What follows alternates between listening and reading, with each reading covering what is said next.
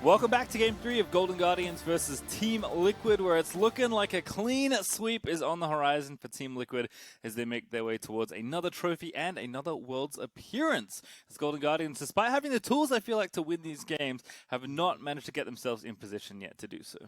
Yeah, especially Game 2, it felt like things were really clicking in the early game for them. The Lillia pick, I think, was really intelligent. Clearly their early game planning, I think, was very good around that. Attacking Impact and zoning him off minions, being able to come back again with the TF ultimate before Mordekaiser hit 6 and kill him off again. They created this huge lead, right? It was 2,000 plus gold or so around 9 minutes. That is an enormous lead. But from there, it didn't feel like they knew how to close out the game, where to go, how to respond to TL. And TL is just playing the map so well, and that is really showing, I think, some of their experience and how calm they were from what was a very difficult situation. Yeah, I mean, I feel like a lot of the time we talk to people from Team Liquid and they're very nonchalant. Like, we're just, expecting to show up and we'll see what happens. Things are going to be fine. And I kind of get it now because, they just play such a clean, straightforward game of League of Legends that feels very difficult for teams to challenge. So we'll see if Golden Guardians can open them up because they're going to have to win 3 straight here in order to claim the win here in the upper bracket match and get their guaranteed spot at Worlds. Of course, reminder that there is quite a lot on the line here in this best of 5, despite neither team being eliminated, regardless of the results. Twisted Fate is going to be added to the ban list, so Damonte clearly having enough impact on that. Set, Olaf, Thresh, and Shen going to follow. Golden Guardians staying on the same side. If they ban Ornn, it'll be the same 3 bans they've had all series long. So it does feel like the game plan and draft they're somewhat happy with, although that is a nice adaptation. CoreJJ, get him off the board. Going to be taking that away. But it doesn't mean Caitlyn, again, is available. Interesting if TL do want to go towards the Ashe instead. They do have a lot of options, of course. We'll have to see where they do want to take us. I'm not going to believe whatever he's hovering until he actually locks it in. Caitlyn, I think, would be the most likely, but if they prefer Ashe in the matchup, I think that's fine too. It does allow them to have the information edge, and because TL likes to play the game so slowly, they want to play it with as much information as possible. They want to avoid conflict. They want to be able to track closer, and Hawkshot is going to be able to help you to do that. This time it is the blind Lillia, but mind you, there's no jungler locked in. So this is now a flex. That is one cool thing about them having shown Hauntzer can play Lillia, is that now on TL's side, you're like, oh, is that jungle? Is that top? What is it? And then when TL lock in either their jungler or their top laner, Golden Guardians can decide, do we like the matchup? Do we want to move it around? Do we want to look for something else?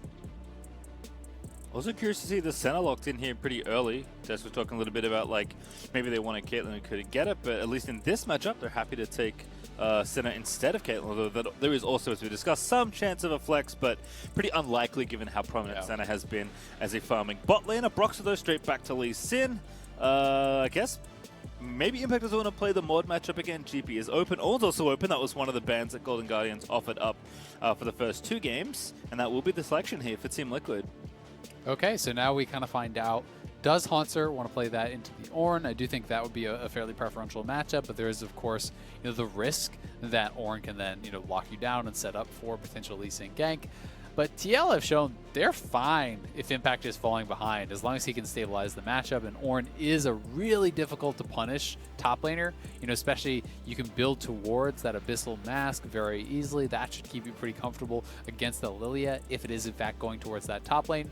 Braum being locked in here, though, partially as an answer to the Ornn. Obviously, you can block up things like the Ashe Arrow also. It does pair fairly well with that Senna, especially if they wanted to look towards a Graves or something like that in that next round, assuming, that's not banned out and Lillia is going top. Braum is really good with double marksman. It's so easy to actually proc that stun passive. So some pretty strong interactions there. Impact's going to have to be very careful about how he uses the ult to not get that Ram blocked up by the Braum.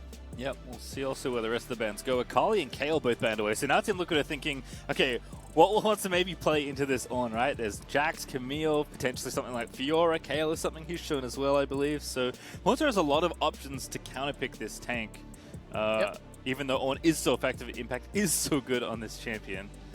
And Kale is something that's actually like one of my favorite picks into Ornn. It's not like people call it a counter, but it's not. You don't really slam the Ornn. It's more just like Ornn can't punish you if you're playing well, so you get a lane in which you can scale as that Kale, which is why it's quite strong. It's pretty popular in the LPL into this as just okay, you want to play a defensive lane. Well, I'm going to play something that gets more out of the lane than you will. There are other options along those lines too. If you wanted to go AP, you can go towards Cassio and things. Sometimes people go Vladimir, but those are not things that we've necessarily seen from Hauntzer lately. And it still could be the Lillia top. We don't really know, but Graves would make sense, I think, alongside the Braum. GP is another solid pick into the Ornn, relatively free lane. It's again, something more similar to the Kale matchup, right? It's not that you're just going to, like, slam this guy in lane and kill him over and over. It's just that he shouldn't be able to kill you if you play well, and you should be able to get a farm advantage and scale up really well and have more effectiveness. That's kind of the bet you're making when you go towards the GP. This does mean that it should be Closer's Lillia in the jungle, so we'll get to see how he performs on it.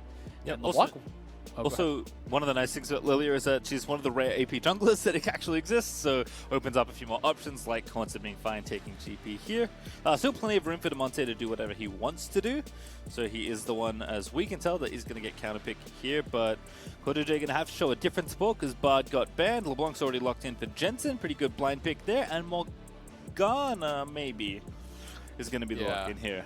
I think this makes so much sense. Yep. Yuumi is fine if you want to play more towards the later stage. We've seen Yuumi plus LeBlanc be a great combo, but Braum is like so worthless into a Morgana lane. Oh, baby. It's going to be Lucian mid, so this is pretty hype. So it wasn't the double marksman in the way that I was mentioning, the Graves, but Lucian as a solo lane is something that is absolutely popping off in solo queue. Since he has gotten those buffs, it has been so popular. A lot of people were expecting that we would see a tremendous amount of it in 10-16, even as a potential triple flex, top, bot, and mid. We have not been seeing that, but we are getting Damonte with this last pick. Lucian here. We'll see if he can get things going for himself against Jensen, because you do have the ability to snowball a game here, and it also kind of fits the profile as far as covering some of the weaknesses of the Senna, who's relatively low on DPS but high on burst. The Lucian can kind of play that more standard marksman role. That being said, TL, I think their bot lane hard wins 2v2. I think Braum is just the most checkmated against that kind of a lane where Morgana can just black shield the actual passive stun itself, so it's very difficult to go for all-ins. You're always going to get pushed. Ashe can then hit you with free volley poke under the turret, so that is troubling. And also, they have very good scaling from the Ornn up on the top side, so we'll see how much Golden Guardians can get done and if they can win 2v2s around mid lane. Because Lillia, compared to the Lee Sin, I would expect the Lee Sin in most standard fights to have a lot more power in that 2v2. So even if you can win the 1v1, if you lose the jungle matchup, then we may not see Damonte being able to go aggressive in that mid lane. Yeah, Broxah was kind of beating up Hauntzer's Lillia in the last game whenever they found themselves in a 1v1. So it certainly feels like Broxah can handle the jungle version of the champion. But Golden Guardians have thrown down the aggressive gauntlet in mid lane for Damonte. No more Ziggs, no more Zoe, none of this poke around roam champions. Damonte is taking press the attack, ignite, and he's looking to smack down Jensen. Very bold, I will certainly say. But Damonte kind of came up known for his assassins and his aggressive play. Lucian is like probably the extreme end of aggressive mid laners you can pick right now, and Damonte is looking to tussle. He is. He's really looking to try to get aggressive, to try to create an enormous advantage with this pick. And he's only played it twice in his entire career in competitive play. He is a 1-1 record there. So it's not as though it has been a mainstay for him, but I am certain that he will be playing a lot in solo queue. I think basically every professional solo laner is playing it a lot in solo queue right now because it has some very, very strong matchups. He has gone PTA, but this is a pretty volatile matchup. If you can actually dodge out from some of the chains there from Jensen, if you can be playing on that front foot, you can win out on some of these trades pretty hard, and Lucian can take over in a game like this. I also really like that Jensen is matching some of that volatility by also taking Ignite himself, right? LeBlanc often takes Teleport, she's a perfectly good Teleport champion, but this is a matchup where, especially in the 2v2, if the jungle and mids are going to meet up early, where Jensen would be very happy to have Ignite here, especially because he knows that Damonte is going to come after him. So Alicia here for FBI and huhi onto Closer. He's going to be zipping through the jungle. This is the other thing I know about Lillia jungle, is that she is real quick when it comes to clearing. very, very good, especially with the AoE camps. You know, Lee Sin, we saw, cleared that just about as fast as Closer did without a leash. So as far as the single target stuff, Broxah is going to be, doing really, really well. But when it comes to those AoE camps, the Wolves, the Krugs, the Raptors, you're going to be looking pretty good there. And as far as the 2v2 goes, a lot of it's about the CC. If Jensen can actually land the chains, guarantee Broxah to come through with that Q, then that is going to be very, very powerful. There's no real CC over on the side of this Lucian and Lillia. Yes, post 6, there is a potential for that sleep, but in general, they are going to be having to try to avoid the skill shots from TL, and if you can avoid the chains, avoid the Q from Broxah, then you can have potential to win that. But as expected, FBI and huhi probably going to be seeing a lot of their turret this game, to be honest with you. I just think that you pretty much guaranteed to have the push with Ashe, who's going to be able to throw out those volleys, obviously AoE, and also you hit the enemy with the volley, that procs lethal tempo, that gives you the attack speed to shove forward. Nice trade there, though, from Damonte, getting aggressive. Yep, no avoiding of the puddle in bot lane, sadly. CoreJJ just pushing things along, much like huhi's Karma was doing in the last matchup, just Wing the champions and the minions to soften them up so the push can happen always. Mid lane, though, I do see Closer in the area, but Tactical going to get rooted up here as Jensen was a target. But no sleep available, of course, because Lillia needs to be level 6, so Damonte just going to get a little bit of assistance before the junglers back away. And those are just nice ganks to go for, right? Even if you get just a little bit of damage down, I think it's very well worthwhile because it's not a teleport mid laner. So, even just chunking them, as long as you're not investing a ton of time. And he was just doing a full clear over basically, well, he still has his Krugs, but, 5 camp clear into Scuttle. So he's just walking by mid lane, throwing a Swirl Seed, and then going right back to farming. Broxah is spending a lot more time around this mid lane. He has kind of skipped those AoE camps of the Krugs as well as the Raptors, and he's looking to get things done. But he's actually spotted by that vision plant that I believe huhi procced down from bot lane. So that's what looked like happened on the minimap there. Excuse me if I'm seeing that wrong, but nice play from huhi if that is in fact correct. I mean, what else are you gonna do? Gonna be trapped under the tower here, although right now the lane is actually meeting in the middle. Impact is on top of Hauntzer, but here comes Closer to start spinning Impact. He's seen this one before and he doesn't like it at all. Eep him, Closer. There we go. It's first blood for Hauntzer. Well, watch out. Eep. There comes in from the Lillia, taking him down. Nice early kill here from Impact, and because he was so far up the lane, he knew there's not really any way out for him. The lane was pushing away from him. That's why he's moving so aggressively. And when you've committed the Searing Charge and you see the jungler walk in right as you do it, you're like, well, unlucky. There's no getting out of that. Even if you flash, he's on the other side of you with more move speed than with you. So you're dead either way. And in this case, I think Impact was smart to take that. Ooh, CoreJJ getting involved. huhi, though, eats the flash binding, I believe. And no Ignite burnt either for CoreJJ. So still has that summoner, but did force a flash of FBI, so a worthwhile trade indeed. As once again, the interior of the turret will be viewed by FBI and huhi. A very aggressive move there from CoreJJ, which you'd love to see. But even if the binding lands, Cleanse is available for FBI, so I don't think it would have actually resulted in anything more either way. Wasn't close enough to actually go down. And credit to FBI and huhi, who are actually landing so many of these Qs through minions. They're going aggressive now on Tactical. Yeah, they've got that exhaust. They're going to force the flash. One more auto need. A black shield off, and there's huhi with the flash in. They're going to go for it here because Damonte is roaming down. That's going to be a straight up 2v2 kill. Wow. The mid laner, but here comes the dive. The root lands as well. Damonte going to clean it up as FBI takes the second. They outplayed them so hard. This matchup is so difficult for FBI and huhi.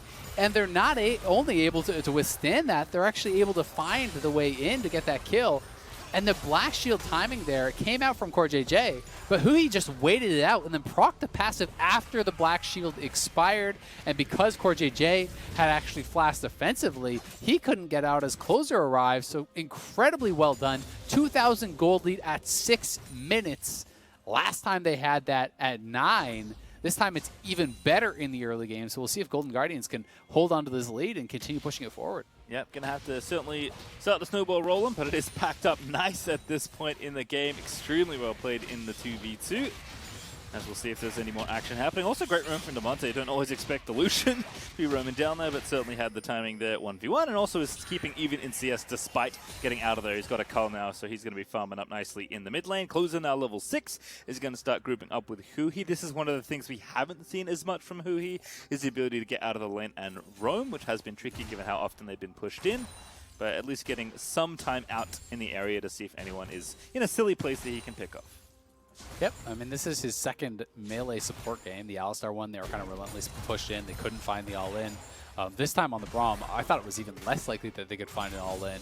And honestly, it's just a straight-up outplay. They punished the fact that CoreJJ flashed aggressively. You know, they withstood a lot of the push and poke that TL had there, and you know, find the angle for the engage from huhi, and just really, really well timed around that Black Shield too. That is very tough to win a lane like this. So FBI and huhi really showing their prowess in this bot lane 2v2, and we'll see if it can get them potentially their first win in this series and start that long climb back towards what would be that comeback. You know, they'll have to win 3 straight, and TL, you know, looking to just close it out here and punch their ticket to Worlds. Yeah, Damonte has never found a best of 5 towards Worlds that he doesn't like.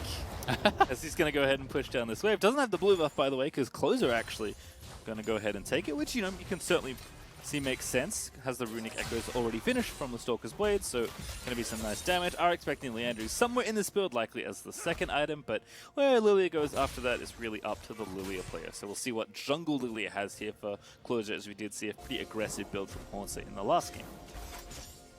Exactly. You know, I do think we'll see it second. You know, there's potential for going you know, another route if he really feels like that's going to be the play. But Broxah starting up the Rift Herald here.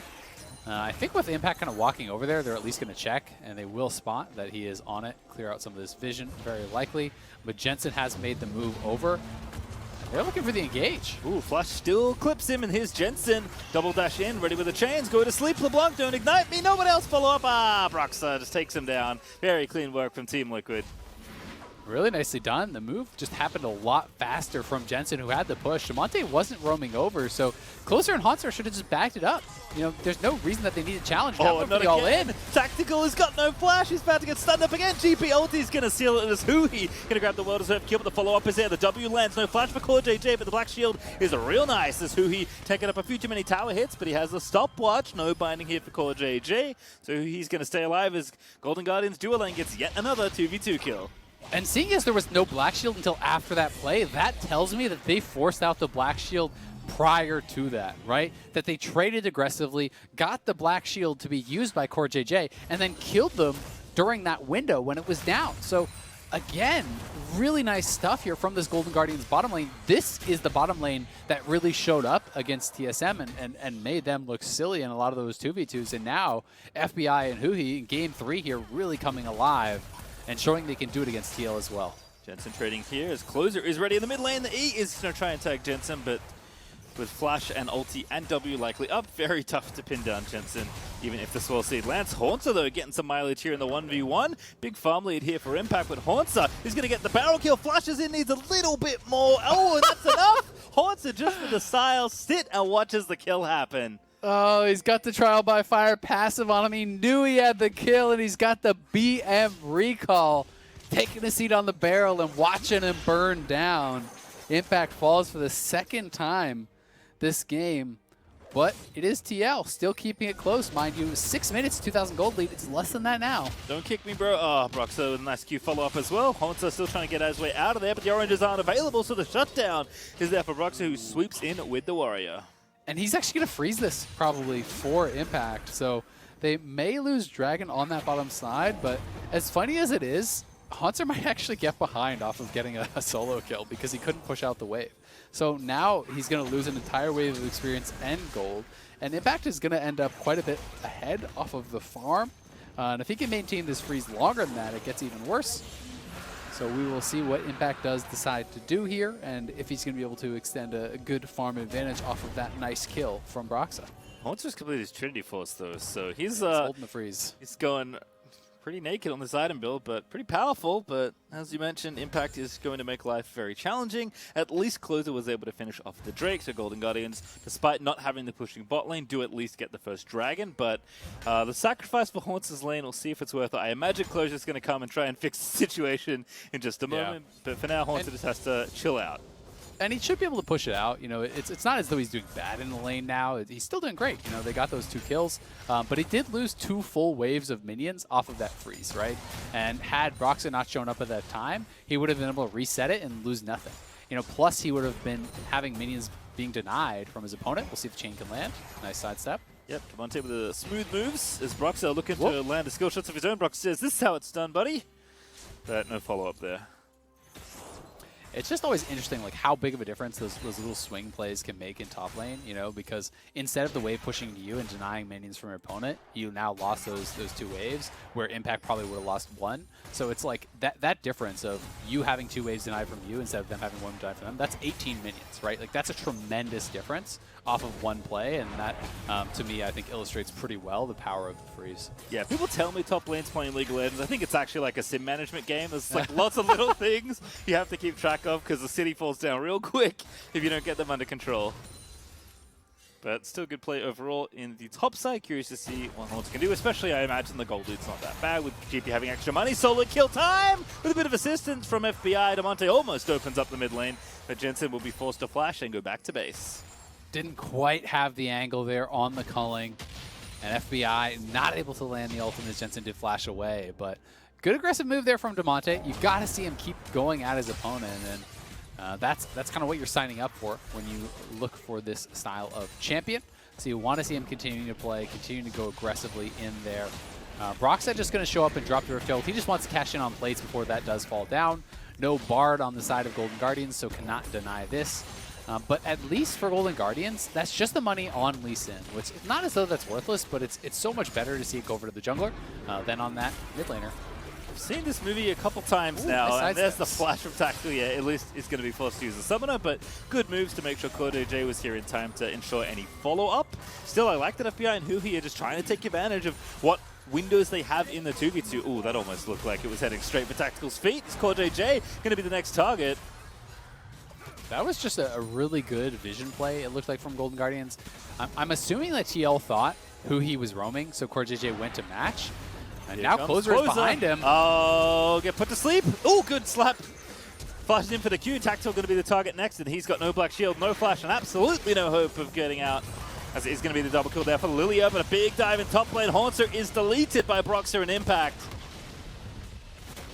Yeah, not able to get his ultimate off early enough to try to help clear out that wave or trade anything back, because Impact was tanking it up. So very well done again, trying to punish back here on this top side. But the bigger win did come in that bottom lane, killing off both Tactical and CoreJJ again.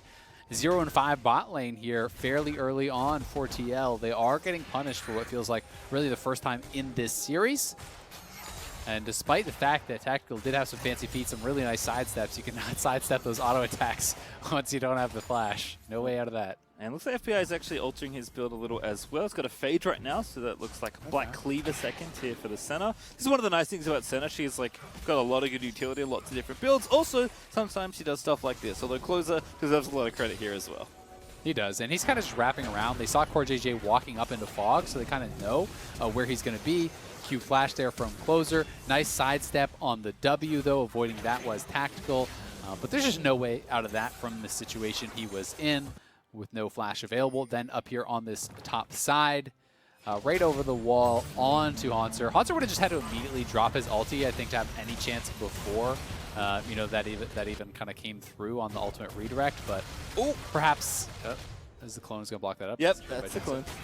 Yeah, pretty intense 1v1 that they were having there, but no one's dead yet. Broxah, though, is camping the left side of the lane, so Damonte could be in some trouble, but Broxah is going to reveal himself, and Damonte surely going to give him a thumbs up as the skill shots do not fly out. Yeah, and now Closer is behind him, so it would be pretty risky to go for. Broxah does have flash. His kick is now up, so potential to look for something, but TL likely to just back it up and try to pressure. But since he showed up and around that mid lane, Golden Guardians now are just running the bot lane. They have gotten so far ahead.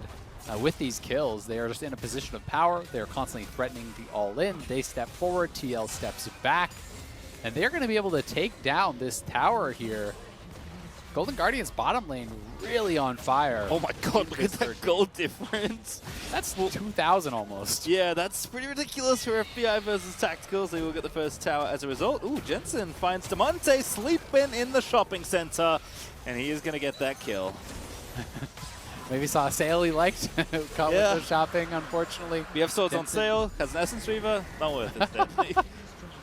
Yeah, Rift Herald's going to drop the second Rift Herald placed mid, so this one should be a tower kill.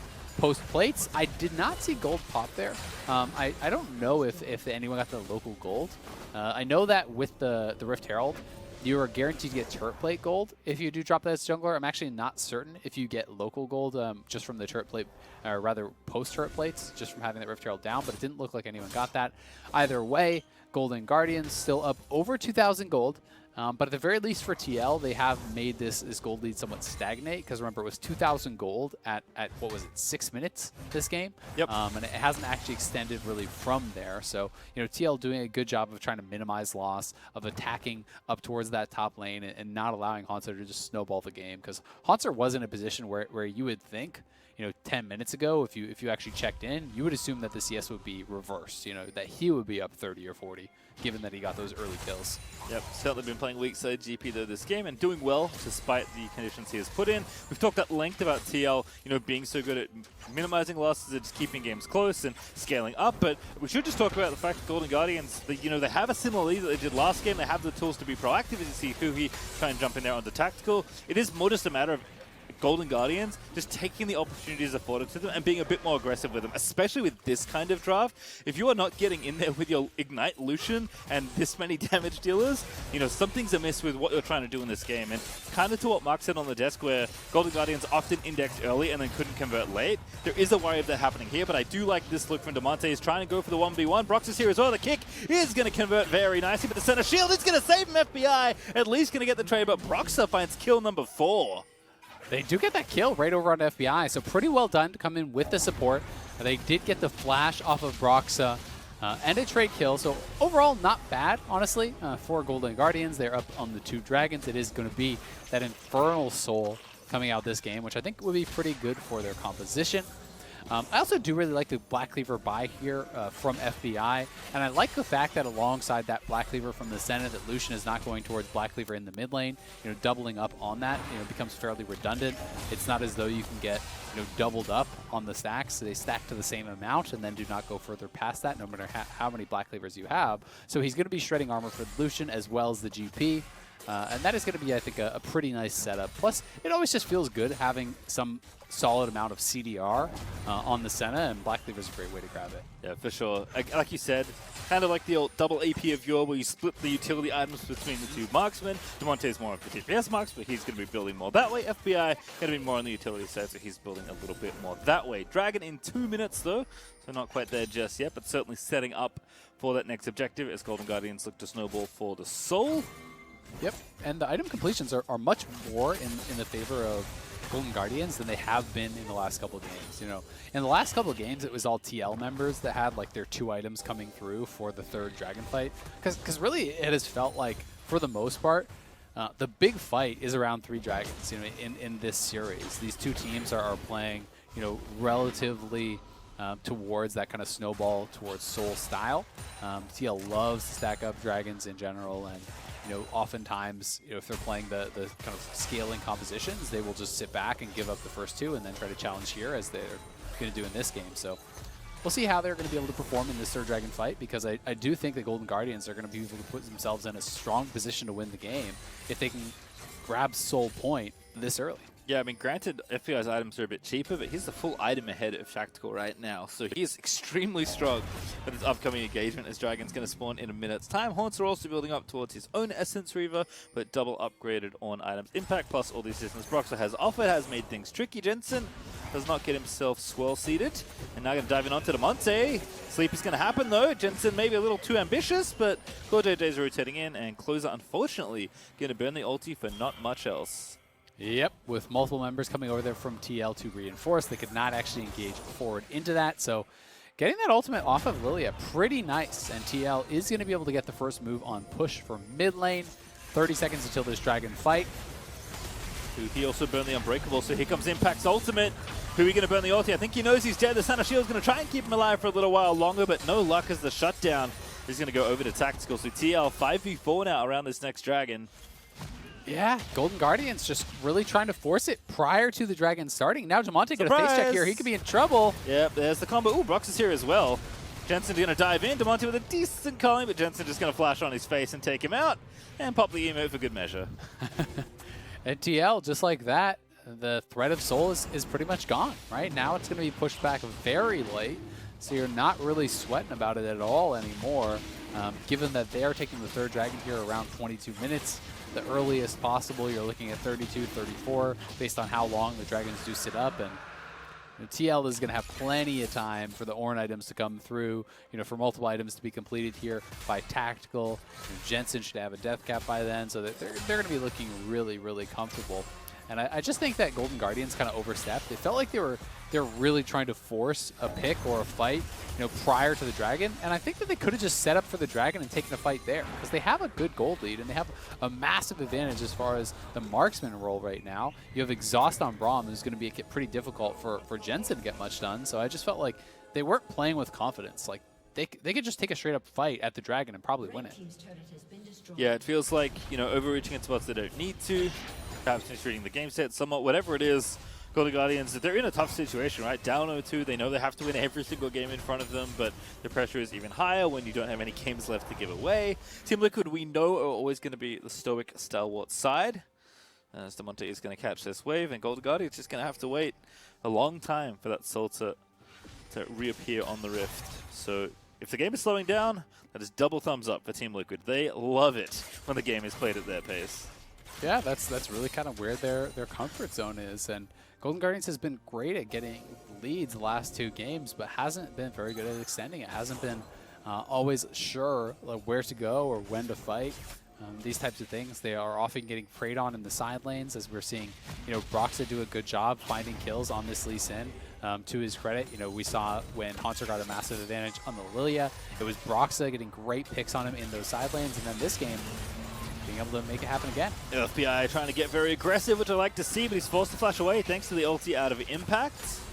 The Tactical certainly under threat. It's actually an RFC finish now for the Senna as well.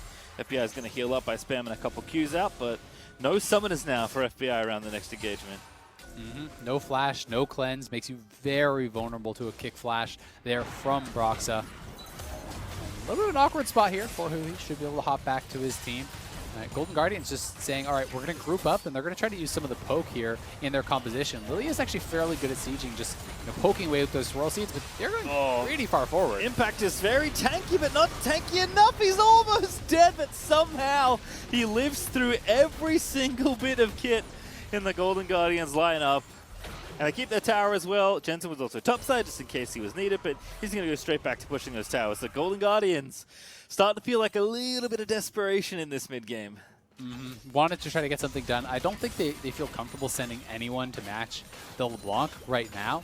They have been kind of getting preyed on in the sidelines, as I was discussing the last couple of games. Broxah doing a good job picking on Hauntzer, and Damonte has gotten killed off in a side lane a couple times now. So I think they're worried about anyone who goes up to match this LeBlanc, and as a result, they're saying, all right, let's group it up. Let's try to kind of death ball a bit here, see if we can force something. They almost kill off Impact, but not quite. And as a result, Jensen just going to be able to push in the wave top lane for free, get a bit of a farm advantage there for himself, and does now have that death cap completed. Unfortunately, they actually upgraded the Luden's Echo, which, when you're building towards the death cap, it's just so much more of an effective Ornn item to upgrade. So really, Impact should have held off until that completed and not actually spent it on that Luden's Echo, a minute or two early, because it's not even like, if there's like a huge fight and it's like do or die, I get it. But I don't even think he interacted with champions, during that window. Yeah, I don't think so either. So small mistake, but Jensen's still feeling good about where he's at. Perhaps chiding Impact for his on passive usage. Also like that Hauntzer's caught up, right? He's been the one kind of catching these side waves. He's evened up the CS discrepancies on the way to item 3, which is Leandry's, which is real spicy, but very nice for Gangplank. Yeah, it's become kind of like the new third item that is getting pretty common.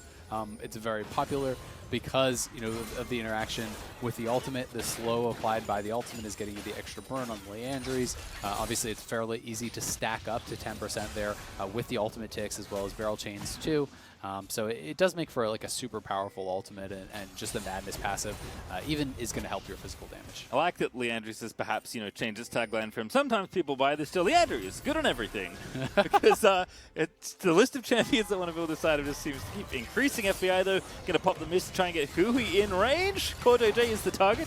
but the binding will come through as he kites his way out of there. Oh goodness, that's a two-man knockup if I've ever seen one. See you later, duo landers. That's going to be two quick ones for the bottom side of TL, and now the impact ulti is going to find two. Team Liquid who's taken over the team fight. Damonte popped by Jensen. Closer will be followed on by Broxah, and Broxah does the kick on Hauntzer right before he can kill Lillia, so he's going to ensure at least the 4 kills. Closer is going to live, but just barely, as Team Liquid completely destroy that fight. Jensen's going to go hunting, and they're going to be on Baron in the meantime. Closer has taken the safe path back, but if he was trying to stay away for a steal, Jensen would have found him. So Team Liquid, just like that, full control of the game. They claw their way from behind into the lead. They're going to grab Baron, and we'll see if they can just go straight over towards the Infernal as well. Golden Guardians would love to try to sneak away that Infernal to try to give themselves some hope of a win condition here. You know, put themselves at that sole point. But with home guards plus the Baron recall, I think TL is actually going to have their 5 members there fast enough to probably contest. Yeah. Also much ice now for CoreJJ, so he's feeling it for sure. Get some value out of the Dark Seals. Golden Guardians are going to TP in to try and finish off this dragon as quick as they possibly can. Here comes Ornn, though. Impact is ready. Arrow is out. Does hit one. The dragon goes over, but what's the result afterwards? Huhi going back towards his teammates. Impact is closing in. Does get slowed up by Huhi, but now going to get the knock-up, but Jensen just destroys the poor squishy fawn in the front line. That is Lillia dead. That is Broxah unstoppable, taking down the second as Huhi falls as well. And TL might have lost the dragon. A tactical. Not enough cannons. Not enough. What are they? Cannonball? Yeah, not enough cannonballs in the cannon bullets. As tactical will live. Alrighty, let's watch this again. So this is way back to the previous engage. CoreJJ getting him in range to speed up Tactical so he can kite it out.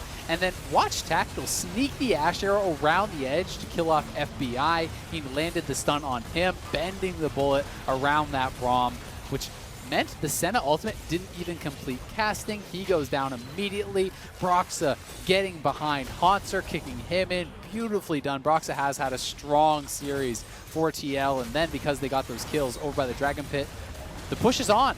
The inhibitor tower is already down mid lane. Jensen is wrapping around behind you, and check out the items on Jensen and Tactical. They could just end the game potentially here if they get these kills. They're going for it. Tactical's exhausted, by the way, and he's still almost killing Huhi, as he just barely doesn't have enough arrows in the quiver to knock him down. They are going to break through the middle section of the base, though. That Red Bull Baron is doing work for these minions here. They've got a minute left to make it happen. I'll take down the inhibitor. Oh, goodness.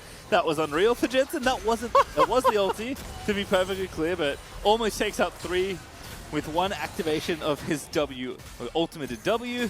And Golden Guardians got some big old holes in their base right now. That was just 1 W. You know, imagine if he had Flash and did a double distortion. That's just 3 dead members.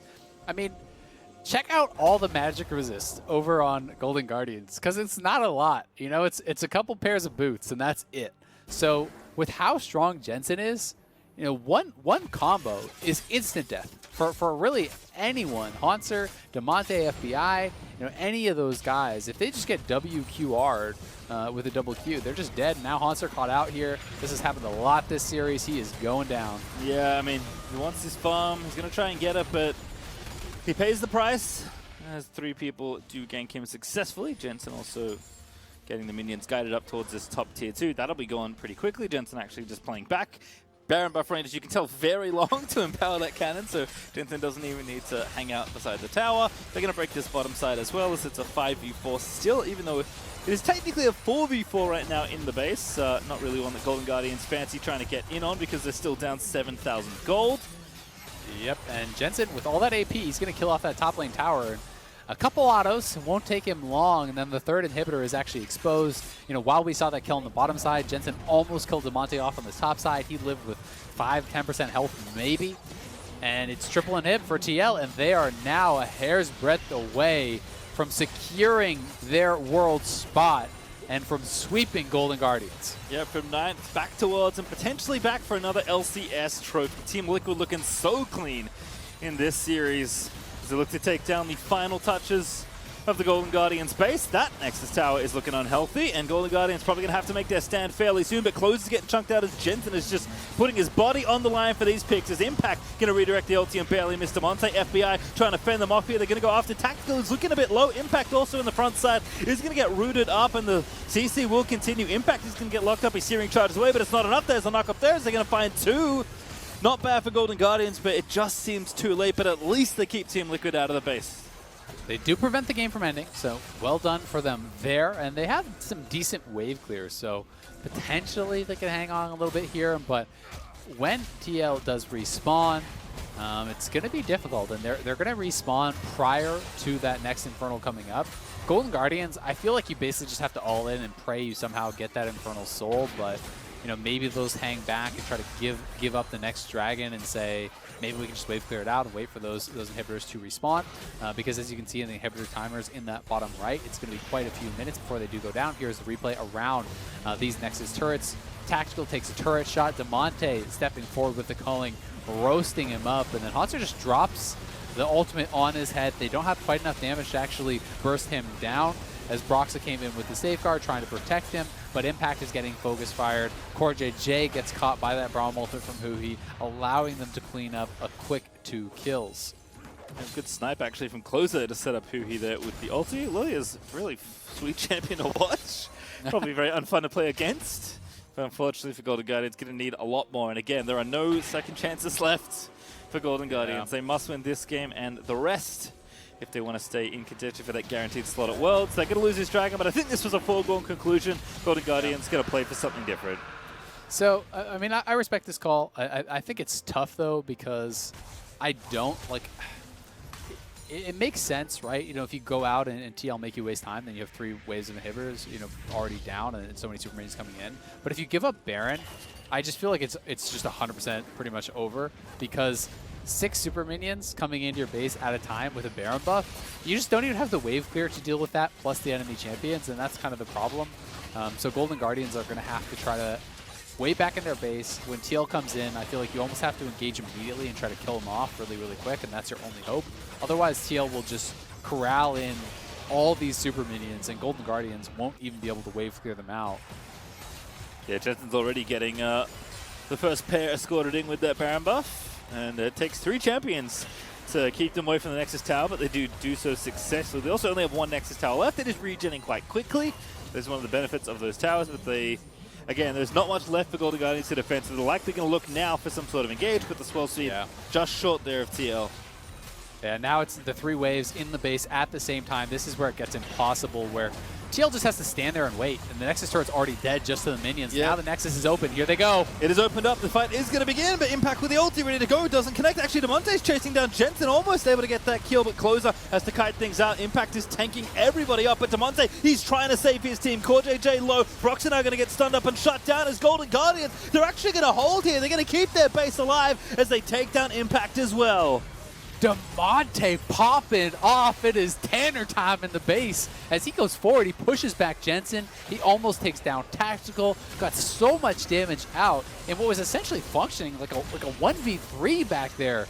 Damonte just had an absolute pop-off fight, allowing the rest of Golden Guardians to kind of section off multiple members of the front line and kill off Broxah and Impact. Well, the rest of their team just ran away. So, you know, watch Damonte here find his moment. Jensen steps forward. He used the Distort already. The tower is down, so they know they need to find some way to go. And then the fight starts off. Damonte, 2 autos, both crit, straight in onto Jensen. Flash forward, another crit. Ignite goes down, so he's out of the fight. Then the culling over onto Tactical. He has the QSS just for the speed to run away. CoreJJ trying to zone him out. He gets roasted up too. Then Damonte proccing the Braum stun, taking down that Lee Sin. That was an incredible fight from Damonte, circumventing the front line, getting into the back line. Hero play keeps them alive. And with the inhibitors coming back up, there's a slim chance they can make something happen. If they can continue to hold, if they can get this next dragon, you know, maybe they can secure the Infernal Soul and start to climb their way back in. But obviously going to be a very uphill battle when they have 1 tower taken down from their opponents. They've lost all 11.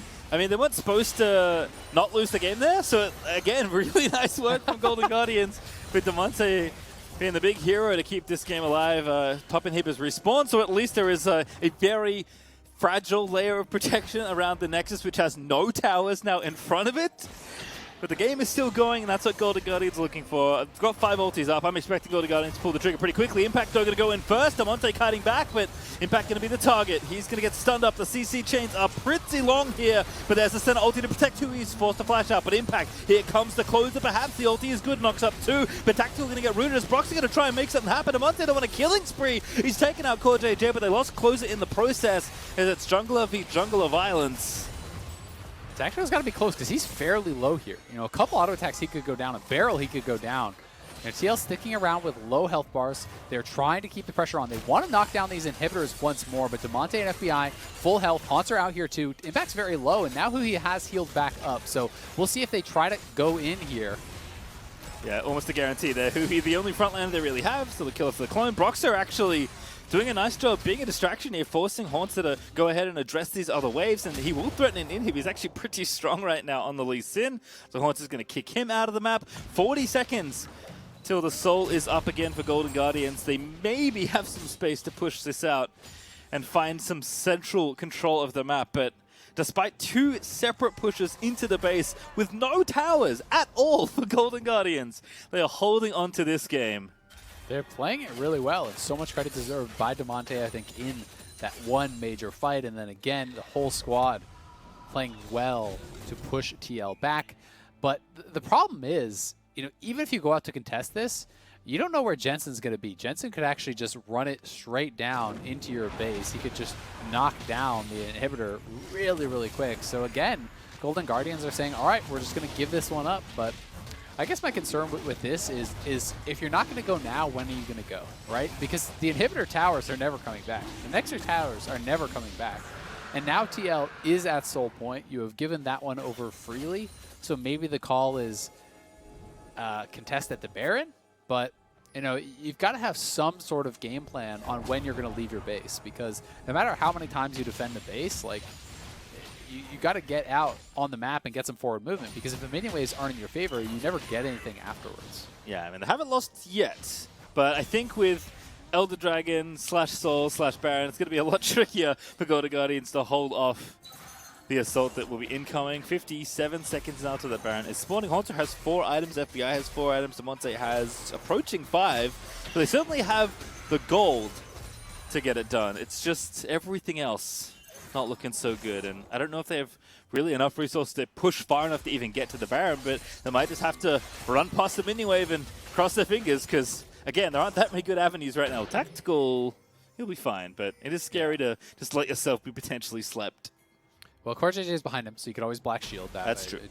I do believe. I assume it works the same way as the Zoe sleep, where yes, during that countdown you should be able to sleep it up and block shield it. But I agree, and it's kind of.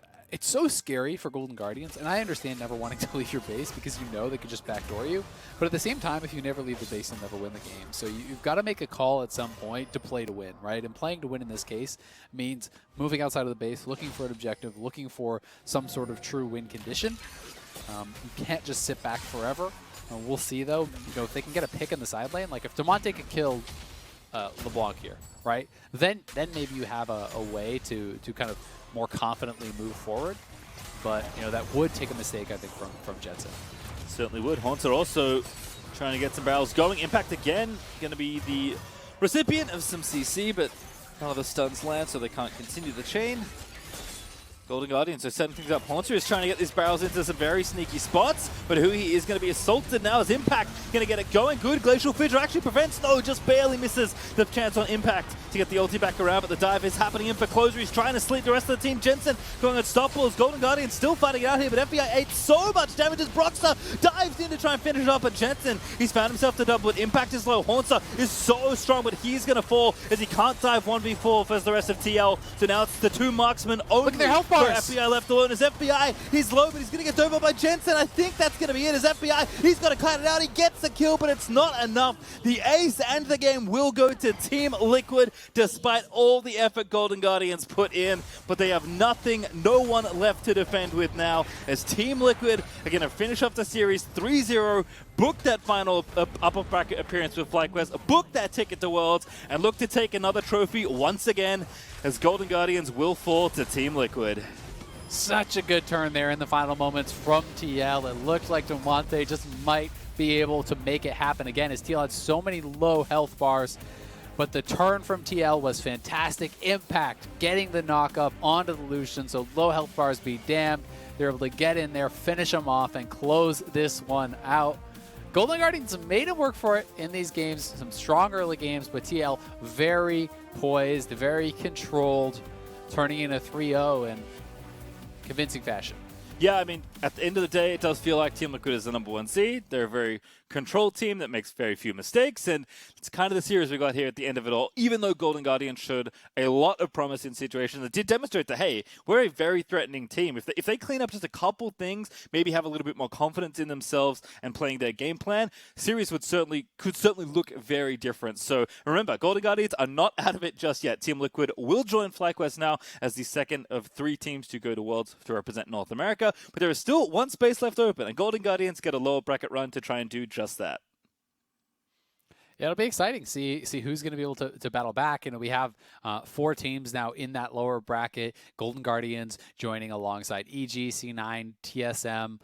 Of those 4 teams, only one team can make Worlds, right? So, yeah. So let that sink in. It's those 4 squads battling for the final spot. We already know that FlyQuest and TL, those are our first 2 Worlds representatives. They will go no matter what happens.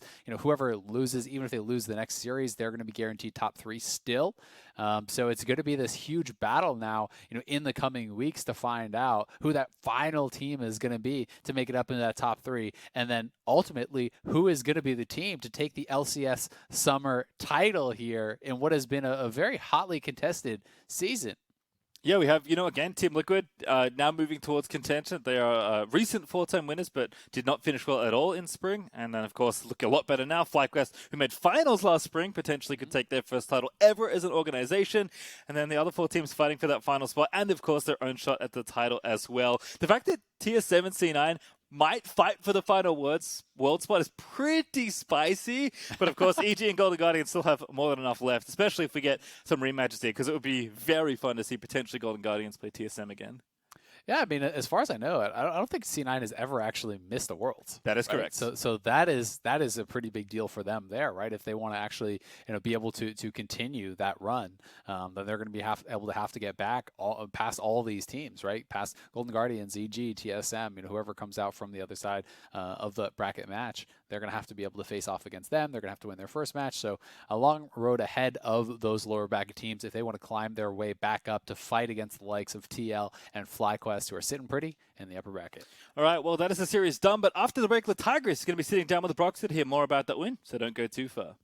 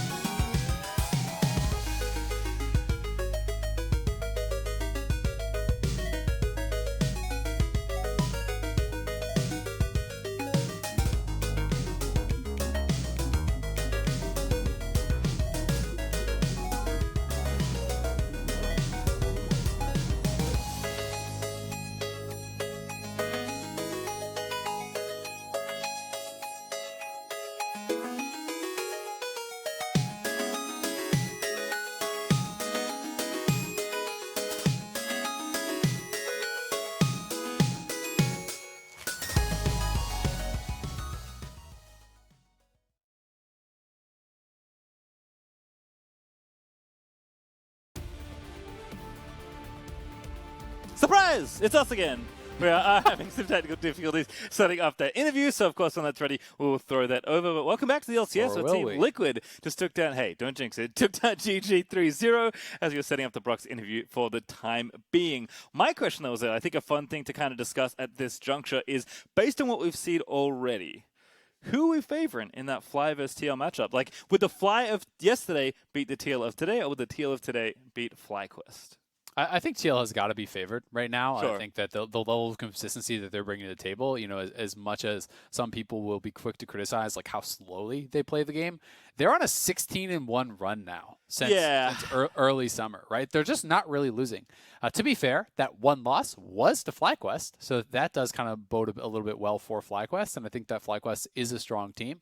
But I do think that FlyQuest, you know, didn't look quite as strong as they in playoffs as they had in the regular season. I felt like they were making some more uncharacteristic mistakes. You know, a lot of it to me is going to come down to, can people, you know, draft to get some sort of an advantage against TL, and then match level of consistency, right? And that's maybe the way that FlyQuest could find a way in, because, you know, if they're playing to their top level from you know, Summer Split, they can be a strong, consistent team. And then maybe if they can get an advantage in draft, because TL plays, you know, very, very kind of predictable pick ban, then maybe there's a way in. But, you know, based on recency and based on really the last 17 games, it's not that recent. TL has been damn hard to beat. They just don't make a lot of mistakes. Yeah, again, very hard to open this team up, but the Golden Guardians did show a couple avenues where they could potentially attack. I think FBI and huhi continue to deserve the praise that they have been gotten, even though as a squad, Golden Guardians maybe just didn't have enough experience together to kind of get it all going. We'll take a look, though, at the game. Here is the breakdown from the last game here. Again, like, Golden Guardians, I mean, I'm sure a lot of gold crafts and Golden Guardians might look like this, especially in the first half of the season, but this was an extremely winnable game, and then it does feel like, you know, whenever the scales tip, TL just breaks them and takes over the game. I mean, honestly, if Golden Guardians could ever solve their mid-game, LCS beware. Yeah, like, for they sure. would be a terrifying team, because they're so good in the early game.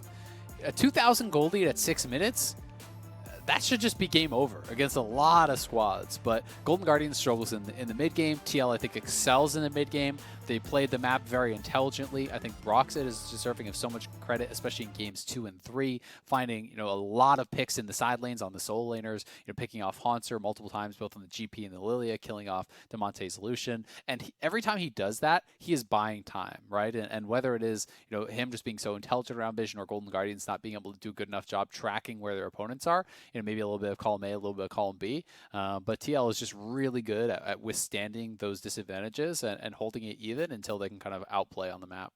All right, so as an update, we're about 1 minute away-ish, fingers crossed, until the interview is going to be lined up. So I guess the other thing to think about is, like, yes, this playoffs is quite long. There's lots of games to play. This is, like, the first time we've had double elim in the LCS. Oh, I take it all back. We'll hold it for another time, because the interview is apparently ready. Let's toss it over to the Tigers to hear the Verizon post-game interview. Let's go. So happy to be able to get some words from Broxah after this victory from Team Liquid, which also means a qualification to Worlds, becoming the second team in the LCS to do so. Broxah, I was just talking to Power of Evil yesterday, having to wait 3 years since coming to North America before making an appearance at Worlds again. Here you are, first time here in the States and doing so. What is your initial reaction?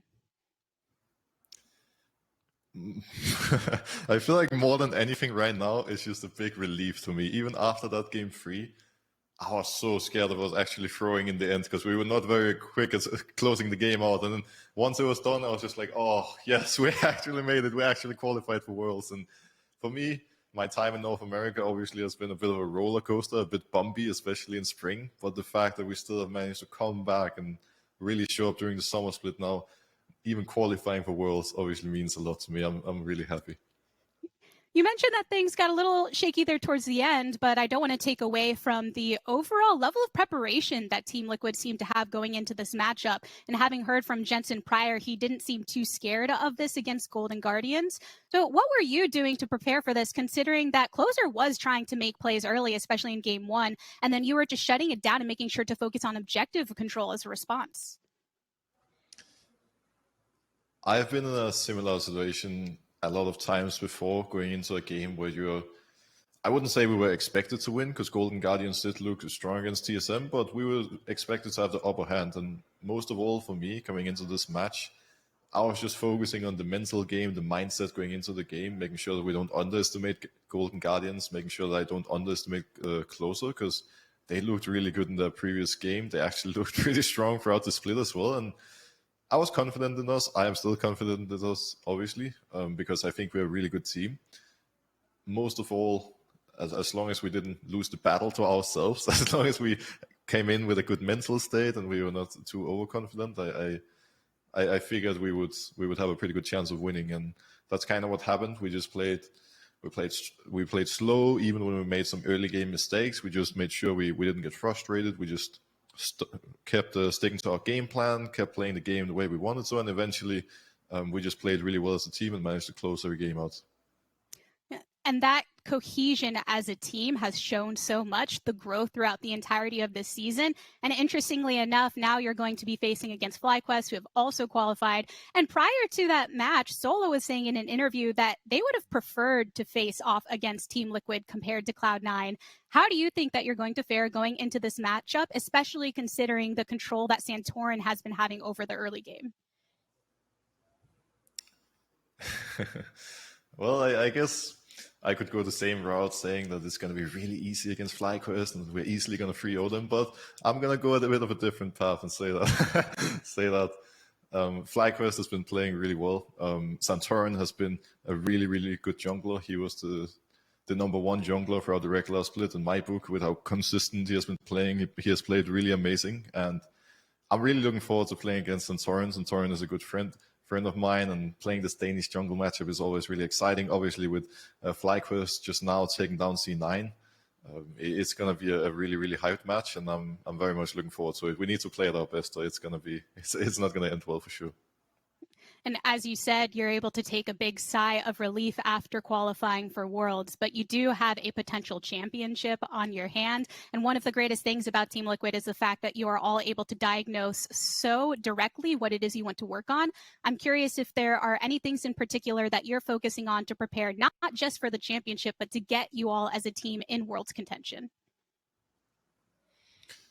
I think most of all, we just need to keep doing our thing, keep focusing on ourselves, try to figure out how we want to approach the match from a strategic point of view. Luckily for us, we didn't really give away too much information about ourselves today. I mean, I was playing Lee Sin every game, not that I'm complaining necessarily, but yeah, just from a strategic point of view, we need to be prepared for FlyQuest and what they want, but most of all, just stick to our own game plan, stick to what we believe in, what we think will work for us, and as long as we remain on the same path, we don't get overconfident, we don't get cocky, I think we're going to have a really good shot at going all the way.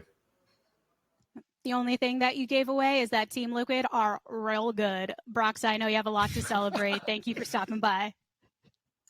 You're welcome. All right, everyone.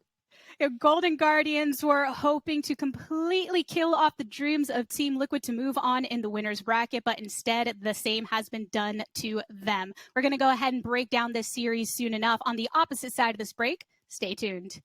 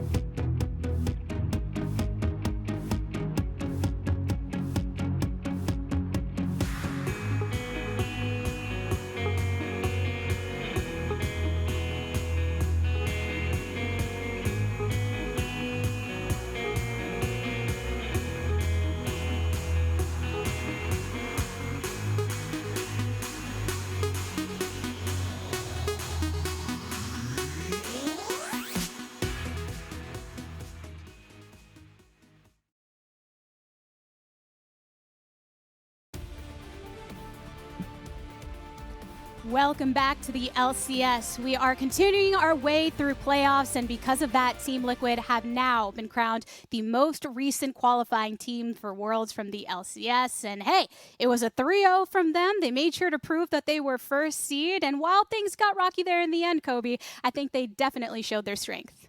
Yeah, Team Liquid definitely proving to be the better team here. More consistent, the carries doing their job so well, even though Golden Guardians consistently getting these early game leads. Yeah, I think it's cool seeing multiple people have to step up in these different games, because as much as we were hyping up Tactical and CoreJJ, this game, they actually got slammed in lane. They still had a bit of a CS lead, but they were getting killed over and over. Closer had a good game on the Lillia in the early game, and it was a little scary watching the kills start racking up in favor of Golden Guardians. Yeah, I mean, especially this is impact. huhi. Oh my goodness. Yeah, this was great because top dies immediately in a gank, and then bot lane, huhi finds the minion to jump onto, and this is with FBI not having flash. So this is not like, you know, the lane was really in their favor the whole time. They were getting pushed in and harassed, and huhi found this kind of opening to get a fight. Yeah, after really. seeing... Go ahead. I was gonna say it was really great Braum play out of huhi, playing like the aggressive Braum and not the sit back and just shield. And I was where when I saw the Senna Braum initially, but they showed that they can play it really aggressive. But I think Broxah had a fantastic series, stepping up to match Closer in basically every game. I don't think there was a game where you can say Closer really out jungled him. First game, he matched him the entire time. Second game, he was able to get top and influence the Lillia matchup. And then this game, while Closer was doing well on the Lillia, Broxah was still finding kills all over the map, while things were kind of falling apart around him. You know, things were not looking great in the bot lane.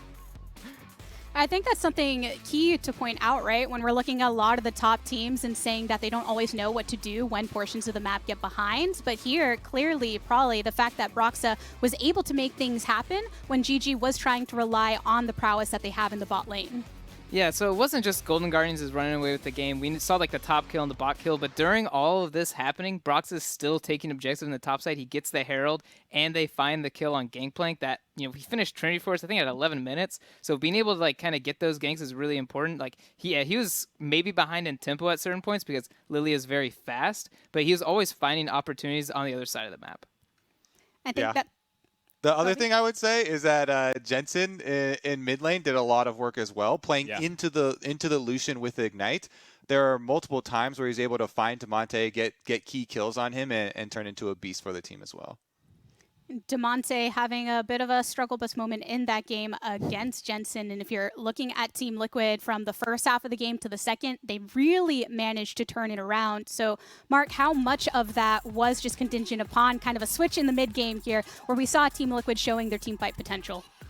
I mean, I think it's kind of the MO for Team Liquid. Usually their early game's a little bit better, but to be fair, Golden Guardians actually has the best early game for a lot of people in the league, especially in the back half. But they never felt like they were actually prepared to win the game. I never felt like they were one play away from winning the game, which speaks to how resilient Team Liquid is. And then when it finally reaches the mid game, which is their strength, they just crushed every team fight. I don't know if Golden Guardians even won a team fight that was around major objectives. And I thought that was super impressive. They always had good engages. They played them super well, and everyone was able to step up. Yeah, I mean, Broxah said it in the interview where he mentions, like, yeah, he was kind of worried that, you know, getting his, like, mental in the state where TL's not going to beat themselves. And, yeah, that's something, that's TL's kind of qualities. They're not a team that beats themselves. And, honestly, in North America, we always kind of point at these teams like, oh, look at this throw, look at this throw. We can't say that about TL very often. Like, they're behind in that game, and they had a good mid game, and then they are able to close. I know they had, like, you know, trouble in the base, but in general, like, TL is not a team that beats themselves. And, you know, Golden Guardians play so aggressively and volatile. They need the enemy to make mistakes so they can capitalize it, and TL's just not that team. That's something to continue to highlight for Team Liquid, because when we hear from their coaching staff or their players, they often talk about how they put so much effort into getting on the same page, seeing the game the same way, minimizing risk, and trying to coordinate themselves in that way. And speaking of that coordination, we've talked about how impactful Broxah was in that game. While everyone on Team Liquid definitely pulled their weight, there's a reason that Broxah is our player of the series. He earned it. And boy, Mark, did he make the difference in some of those key moments to make sure Team Liquid was staying on top. And an important matchup, too. I think a lot of people were looking at Closer as the better jungler coming in, and we're saying, can they abuse Broxah? The answer was no, not at all. Early game, shadowed him. You know, Kobe had a great breakdown showing how Broxah was able to control all these scuttle crabs and get deep vision to make sure Closer didn't have any plays. Second game, you know, first game was super slow. 0 kills for like, I don't know, 15, 20 minutes, whatever it was. Game 2, he popped off countering the Lillia, who was starting to get ahead when Hauntzer was on it. And then game 3, comboing quite well with Jensen. Both of them had great series. I think Jensen deserves a lot of credit as well. Yeah, I gave my vote for Jensen. I think it was super close. I think it was super close between the two. Jensen did so much work carrying as well. Broxah, though, definitely a great series.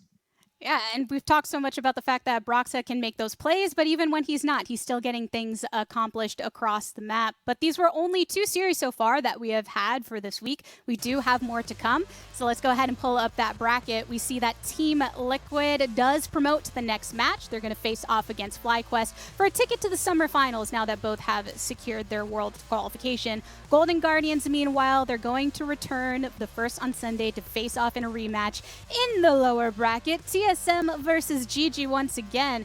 Man, probably that was a fire match last time, and now we get to see it once more. How different do you think it's going to be?